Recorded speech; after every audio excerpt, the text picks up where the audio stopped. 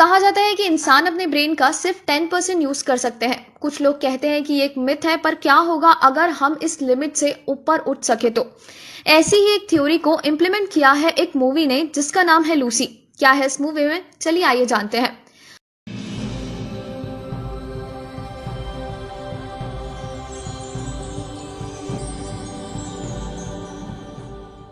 शुरुआत होती है जिसमें एक आदमी एक लड़की को एक ब्रीफकेस डिलीवर करने को कहता है। उस लड़की का नाम है लूसी। पहले वो नहीं मानती, बट वो लड़का उस ब्रीफकेस को उसके हाथ से हैंडकफ कर देता है और कहता है कि इसकी की अंदर जिसे डिलीवर करना है उसके पास है। वो अंदर जाती है, लेकिन जब वो रिसेप्शन पर उस केस के बारे में बात करती है तो वो उसे पकड़ के ले जाते हैं और उसे एक जगह ले जाते हैं। मूवी में एनिमल के डिफरेंट कट्स को यूज करके करंट सिचुएशन को समझाया गया है, जैसे उस सूटकेस के लिए मनाना, चूहे को चीज देने जैसे। और जब लूसी को वो लोग पकड़ लेते हैं तो उसे एक चीता को हिरण को पकड़ने जैसे दिखाया जाता है। उसे मिस्टर जंग के पास ले जाया जाता है। वहां आसपास खून और बॉडीज को देखकर वो और भी डर जाती है। वो उसे इन सब मिसअंडरस्टैंडिंग के बारे में बताती है। मिस्टर जंग एक पेपर पर नंबर लिखता है जो उस ब्रीफकेस का कोड है। बाकी लोगों को शील्ड लेकर खड़ा देखकर वो और भी डर जाती है। वो उसे केस को ओपन करने को कहते हैं। उसके अंदर 4 पैकेट है जिसमें कुछ ब्लू कलर की चीज पड़ी है। वो लूसी के सामने एक आदमी को लाते हैं और उसे ड्रग जैसी दिखने वाली चीज को लेने को कहते हैं। वो उसे लेकर जोर जोर से हंसने लग जाता है, पर तभी मिस्टर जंग उसे मार देते हैं।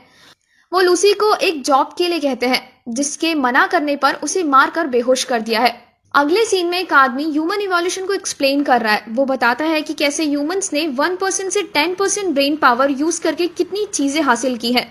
वो बताता है कि सिर्फ डॉल्फिन्स ही एक ऐसी स्पीशीज हैं जो ब्रेन को 20% की कैपेसिटी तक यूज कर सकते हैं, जिससे उन्होंने सोनार को डेवलप किया। अगले सीन में लूसी बेहोशी से उठती है और देखती है कि उसके पेट पर पट्टी बंधी हुई है। उसे मिस्टर जंग के पास ले जाया जाता है। वहां एक दूसरा आदमी आता है। वो लूसी को बताता है कि इसके स्टमक के अंदर उस ब्लू ड्रग को डाल दिया गया है।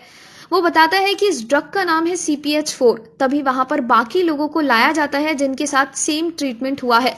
वो आदमी उन्हें पासपोर्ट देकर बताता है कि तुम सब अब अपने घर जा सकते हो, जहां तुम सबको हमारे आदमी वापस ले जाएंगे, क्योंकि उनके पेट के अंदर ड्रग्स भरे हैं। बेसिकली ये एक तरीका है ड्रग्स एक्सपोर्ट करने का, ताकि वो लॉ से बच सके। Cut to the professor. वो ह्यूमन रिप्रोडक्शन के बारे में इंफॉर्मेशन दे रहा होता है। लूसी को कमरे में ले जाया जाता है जहां एक आदमी उसके साथ गलत काम करने की कोशिश करता है। ना मानने पर वो लूसी को मारने लगता है। लूसी के पेट पर मारने की वजह से वो ड्रग का पैकेट फट जाता है और उसकी बॉडी में एंटर करता है, जिसके रिएक्शन से लूसी हवा में उड़ने लगती है। यहाँ पर काफी अच्छी तरह से सीन को प्रोफेसर और लूसी के बीच इंटरचेंज करके एक्सप्लेन किया गया है कि एक्चुअली में हो क्या रहा है। प्रोफेसर बता रहा है कि 20% कैपेसिटी यूज करने पर हम अपनी बॉडी के वो फंक्शंस यूज कर पाएंगे जो 10% पर नहीं कर सकते। आगे 40% यूज करने पर हम दूसरे लोग और मैटर को कंट्रोल कर पाएंगे। यस, ये सब एक थ्योरी है और रियल लाइफ में प्रूव्ड नहीं है। किसी को नहीं पता कि 100% यूज करने पर एक्चुअली होगा क्या। लूसी वापस उठती है और फॉर सम रीजन बिल्कुल भी उसे पेन नहीं हो रहा होता है।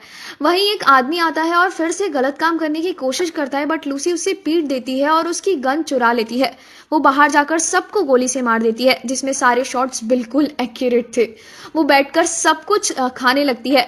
उसे एक गोली भी लग जाती है, लेकिन उसे फील ही नहीं होता। उसकी पर्सनैलिटी अब बिल्कुल चेंज हो गई है। वो एक कैब ड्राइवर से बिल्कुल रिस्पेक्टफुली हॉस्पिटल जाने को कहती है। रास्ते में उसे पता चलता है कि वो अब दूर खड़े लोगों की कॉन्वर्सेशन सुन सकती है, क्योंकि वो एक एशियन कंट्री में है। वहां सब उनकी लैंग्वेज में ही है, बट अब वो उस लैंग्वेज को ट्रांसलेट भी कर सकती है। वो एक सर्जरी रूम में जाती है और बहुत रिस्पेक्टफुली सर्जन को उसके अंदर के ड्रग्स बाहर निकालने को कहती है। वो अपनी मॉम को कॉल करके सब बताती है। उसे अपनी चाइल्डहुड की सारी मेमोरीज याद आ रही है। उसी के साथ वो डॉक्टर उसके अंदर के ड्रग्स निकाल लेता है। वो उसे बताता है कि ये ड्रग CPH4 है। डॉक्टर उसे बताता है कि CPH4 एक प्रेग्नेंट वुमेन अपने 6 मंथ की प्रेगनेंसी पीरियड में बिल्ड करती है, जो हेल्प करता है बेबी की बॉडी के डेवलपमेंट में।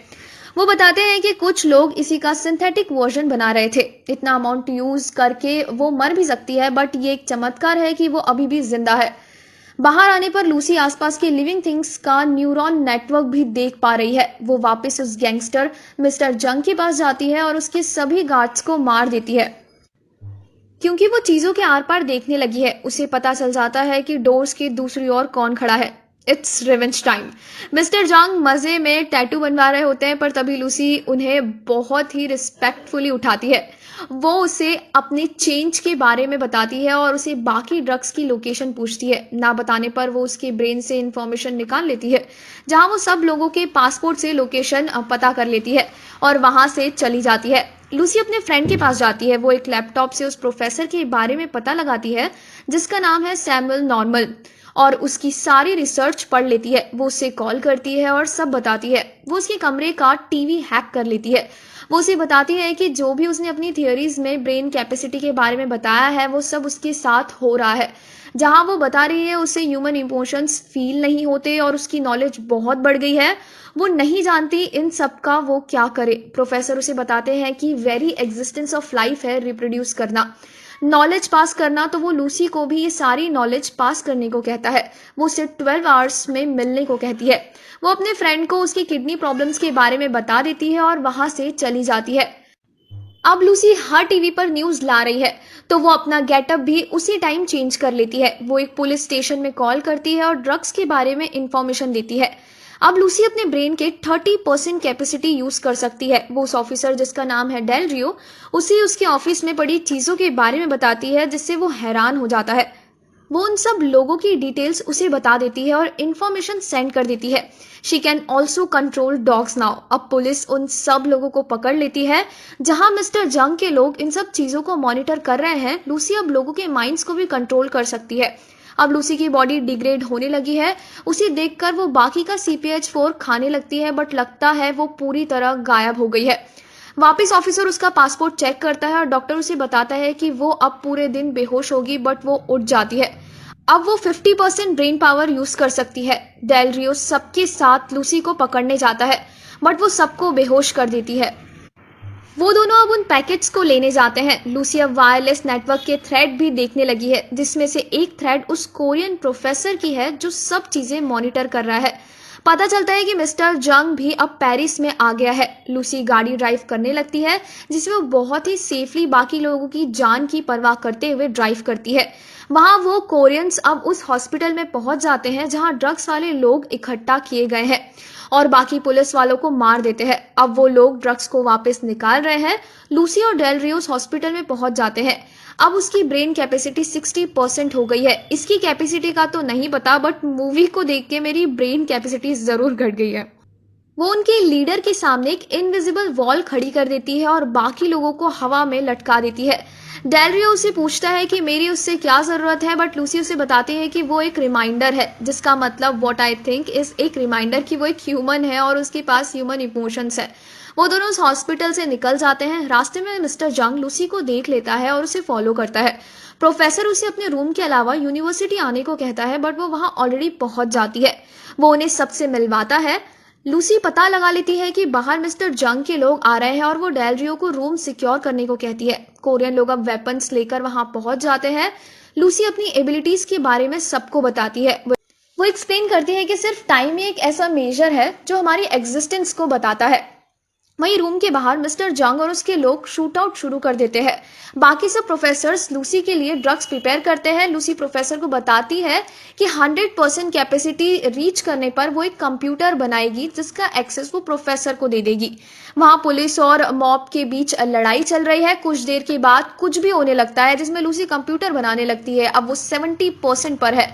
80% पर वो फिल्म की ग्रीन स्क्रीन उड़ा देती है और अब वो टेलीपोर्ट भी कर सकती है, जिसके साथ वो वर्ल्ड को पॉज, फास्ट फॉरवर्ड और बैकवर्ड भी ले जा सकती है। अब उसे पूरी ह्यूमैनिटी के एग्जिस्टेंस की नॉलेज है। मिस्टर जंग उसे मारने ही वाले होते हैं, बट अब वो ऑलमोस्ट 100% पर पहुंच चुकी है। कुछ खतरनाक VFX के बाद वो 100% पर पहुंच जाती है और वहां से गायब हो जाती है। वहीं पर डेल रियो आकर मिस्टर जंग को मार देता है। लूसी उस कंप्यूटर से एक पेन ड्राइव बनाती है जिसे वो प्रोफेसर को दे देती है। अब वो हर जगह है और मूवी खत्म हो जाती है। अब आता है इस मूवी का इम्पोर्टेंट मॉरल जो हम सबको समझना चाहिए। इस कहानी के सभी पात्र और घटनाएं काल्पनिक है। इसका किसी भी व्यक्ति या घटना से कोई संबंध नहीं है। यदि किसी व्यक्ति से इसकी समानता होती है तो उसे मात्र एक संयोग कहा जाएगा। तो thank you guys for watching this video. अगर आपको हमारा काम अच्छा लगा तो प्लीज़ इस वीडियो को लाइक कर दे और चैनल को सब्सक्राइब कर दे, जिसके साथ नोटिफिकेशन बेल को ज़रूर दबाए। This is project movie file and thank you for watching again. Thank you so much guys.